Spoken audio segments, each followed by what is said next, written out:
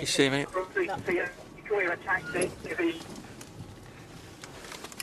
There he is.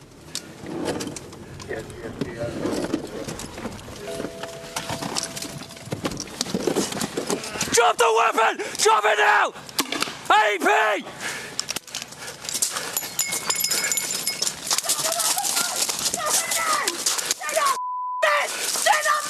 On your front!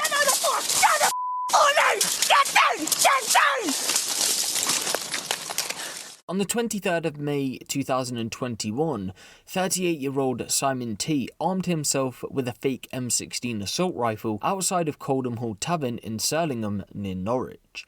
You see, Simon was looking to take his own life via a shootout with the police because 3 months prior, in February of 2021, he was under investigation for sharing indecent images of children. An image had been shared online which came from Simon's home address, and so police searched his home.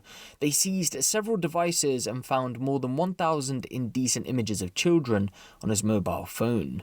This was said to have made him, as the judge would put it, completely unstable, which caused him to want to end his own life. So on that spring day in May, with death now on his mind, he armed himself with a fake M16 assault rifle and dressed up in military style clothes, then headed down to Coldham Hall Tavern.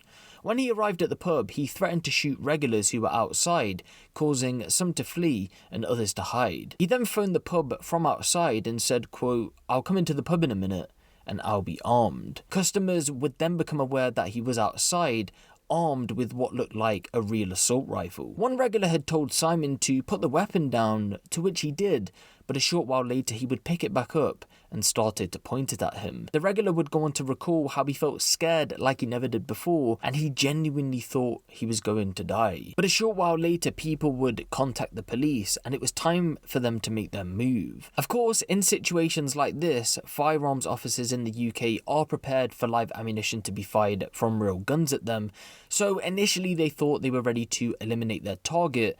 But what separates the UK armed police from quite a lot of others, including the likes of America for example, is that the majority would rather use less lethal options if they have the opportunity. With police now wondering how they were about to deal with this threat, a slip from Simon and quick thinking from officers would see them use less lethal rubber rounds rather than the more lethal carbine rounds. Simon would go on to be shot in the leg by a rubber bullet and was then ambushed by police who arrested him outside of the pub.